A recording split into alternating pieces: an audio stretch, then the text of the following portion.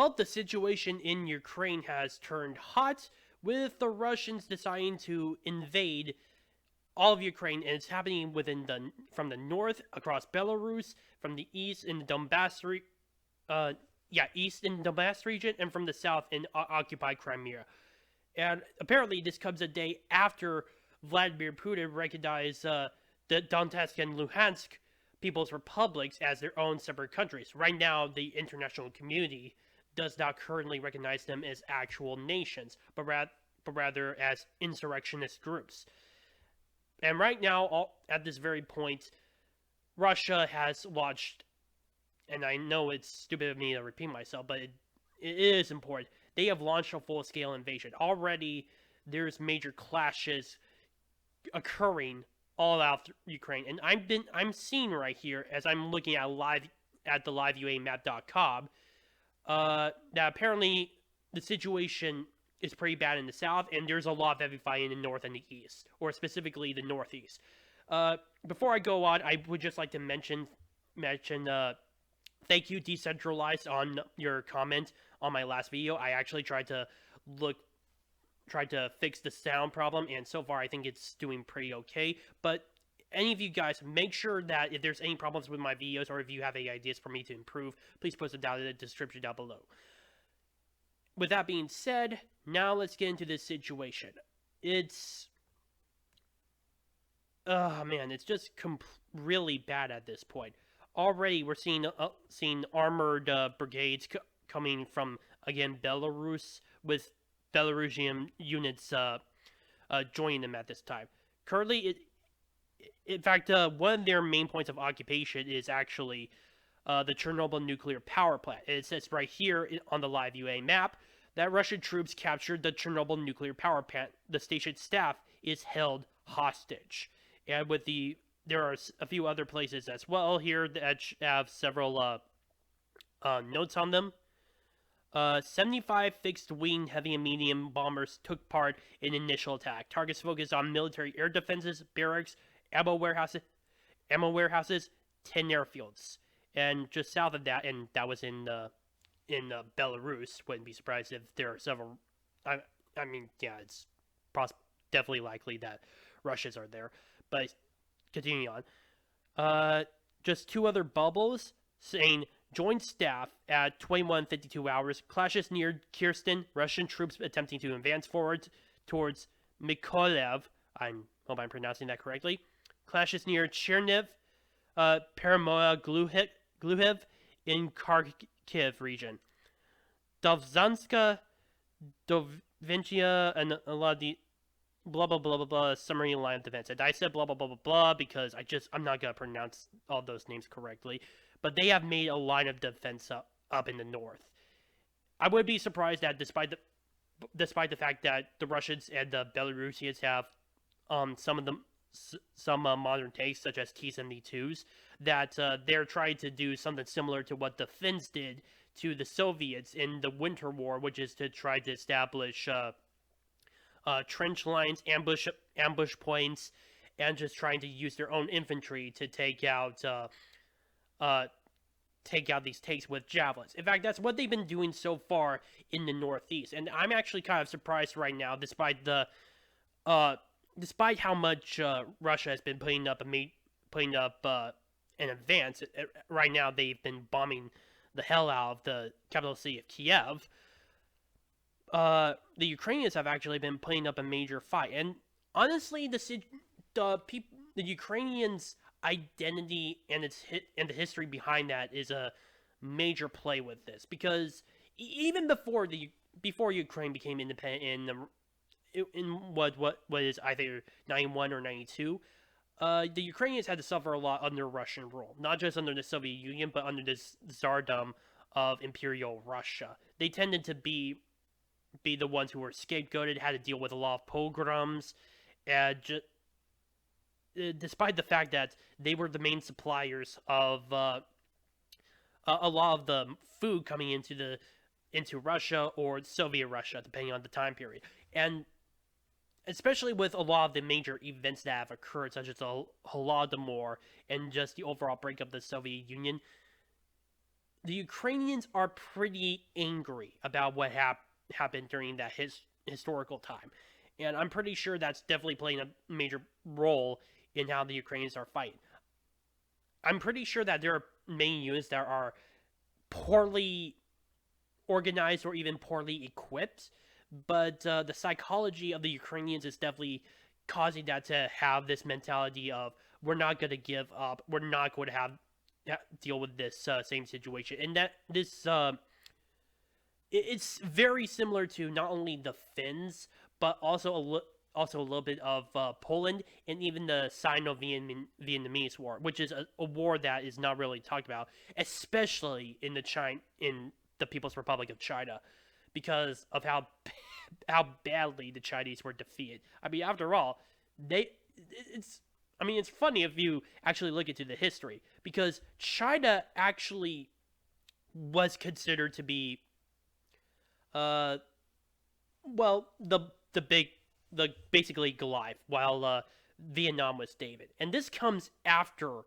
the just a few years after the end of the Vietnam War that we were part of. And sorry about this, like I can't do anything about that. I've actually tried to close the blinds, but continuing on, the Vietnamese, despite the fact that they were outnumbered, they were not as equipped um as well as the Chinese.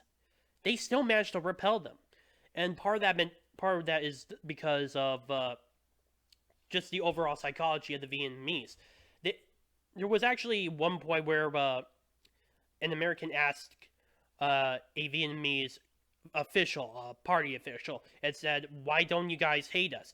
And he specifically said, and I can just let you know, I do not recall who the name of this guy is.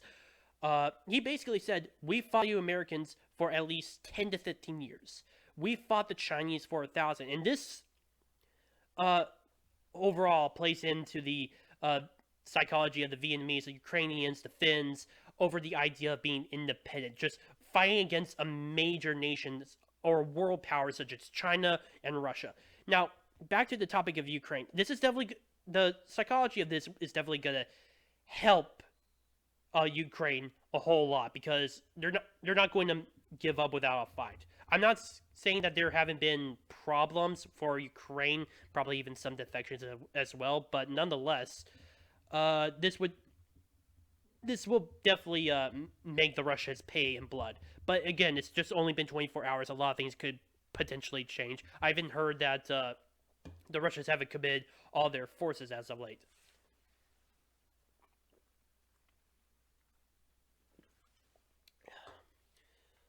And at this point right now, I think that Ukraine is at a disadvantage. After all, it's not really in the best situation where one, they're pretty close to a major world power, in this case Russia. Number two, the terrain is just plains, which is pretty. It's good terrain for vehicles, specifically armored vehicles, to come in and just take over the country. That's how Poland managed to fall, and why that's on the mind of every single Polish citizen, and how they've been pretty supportive of increasing military spending, so that way they don't have to deal with what happened during the time of the Cold War or the Second World War. But back to Ukraine. There's also the issue of corruption being a problem, and even with again the problems of military equipment. Although I would not be surprised if Joe Biden does potentially issue some military equipment to support the Ukrainians. Although, don't get me wrong, I will be talking about him in this video soon. Right now, Ukraine is at a disadvantage. I think that right at this very moment, and this is just my start-off prediction, and it could change. The Russo-Ukrainian war, as is definitely being dubbed right now, it's going to turn into guerrilla warfare. There are a lot of militias that are rising up in Ukraine that are definitely trying to do their best to repel the Russians. Hell, just today, the Ukrainian parliament actually passed a law that basically it's basically their own version of the Second Amendment, giving the Ukrainian citizens the right to keep and bear arms. And the overall invasion definitely had a major effect on that. And the Zelensky administration, which is currently running uh, the Ukraine, the country, is issuing out tens of thousands of rifles to any citizen that wishes to fight and defend their country. Now that could easily lead to a major guerrilla war conflict, where even if half of Ukraine is occupied, there will still be major problems. After all, we saw from our own experience with Afghanistan and Iraq that it was really hard to put down a lot of the insurgents, despite the fact that their governments have actually collapsed. So I would not be surprised if that situation occurs as well. Um, Finally, there's also the idea of something similar to Finland, and I'm just basing that off with how currently the Ukrainians are doing at this very point. Again, this could easily change, so don't make this as my permanent prediction. This could mean that Ukraine still loses the war, but it would be a high price to pay for Russia to win. It would be basically the Winter War all over again. I say this because of the psyche that the Ukrainians have. They don't like the idea of being pushed around, especially by Russians, and they want to be closer to the West. With that being said, the fighting and possibly the commitment by Ukrainian troops and militia groups would definitely put a hamper to Russia as they invade the rest of the Ukraine. And even if they do win, which right now is looking like a possible scenario, there could be a lot of blood spilled just for taking over Ukraine. And I wouldn't be surprised if there would be some anti-war sentiment in Russia. In fact, there was some video from Radio Free Europe that actually showed what was going on, where there were several Russian protesters yelling "No to war," and they were against the idea of sending their own troops into Ukraine. Now, onto Joe Biden. It's really, I definitely am pretty pissed at what he's doing right now, because from what I understand, he's not going to do anything to stop Putin. He's not really going to get NATO to engage with them. And this is coming from someone who doesn't support the idea of intervening in the Ukrainian conflict.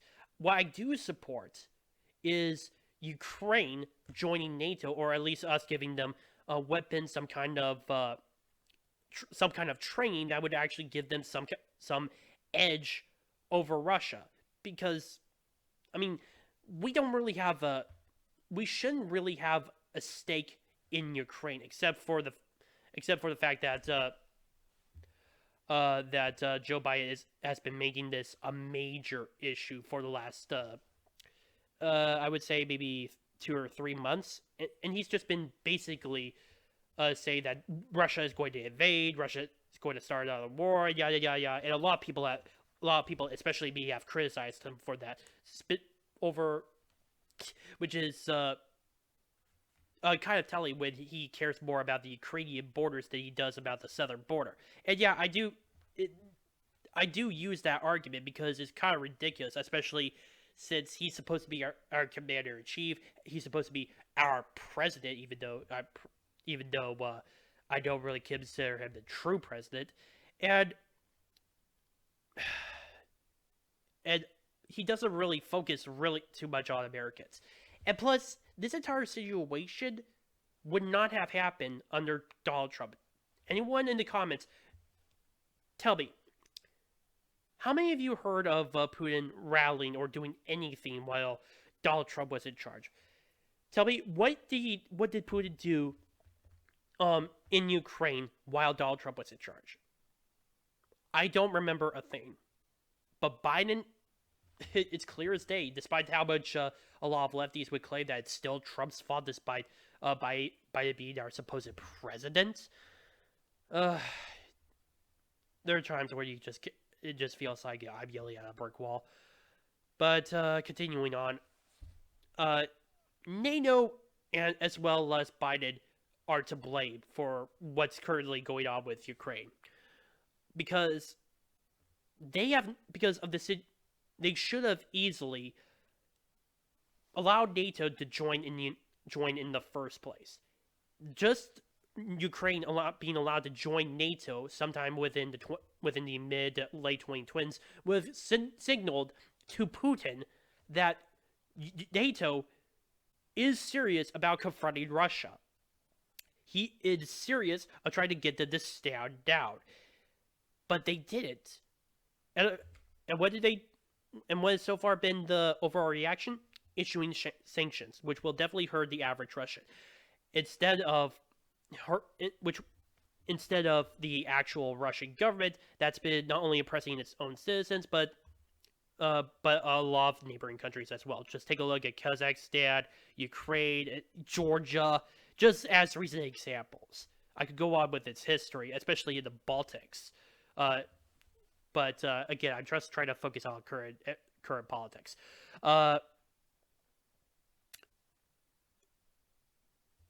Instead, Joe Biden, as well as his predecessor, the president above him at the time when Barack Obama was president, Barack Obama, decided to issue sanctions and did not do any of this. And now Ukraine is suffering as a result of it.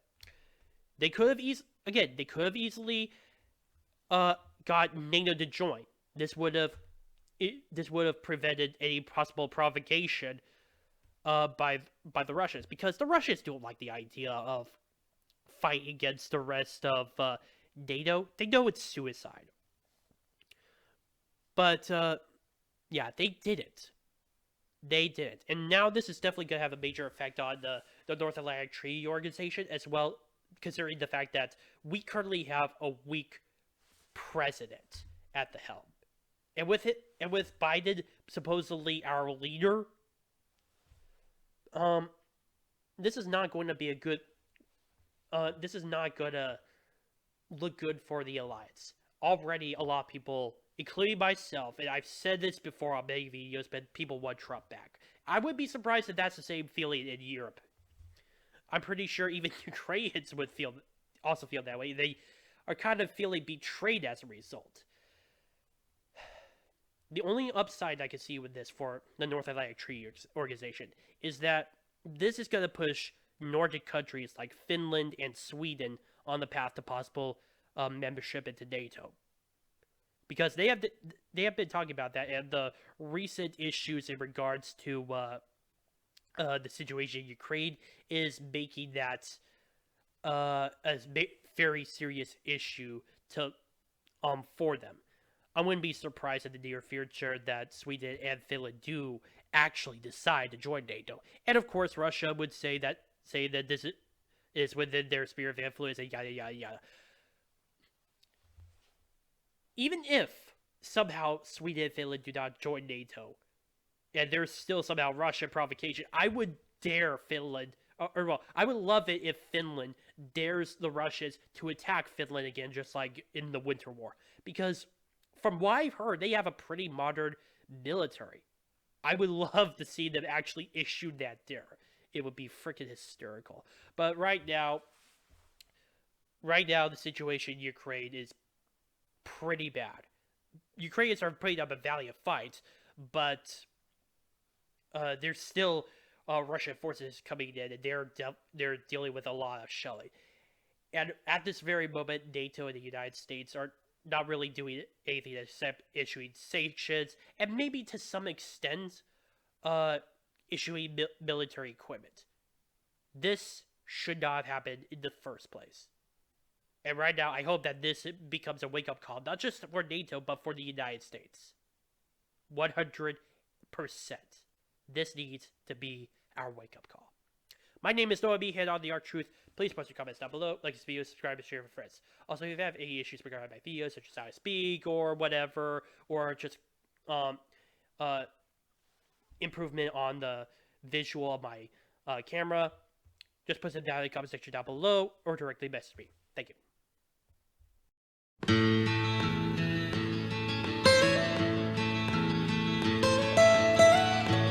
Almost heaven.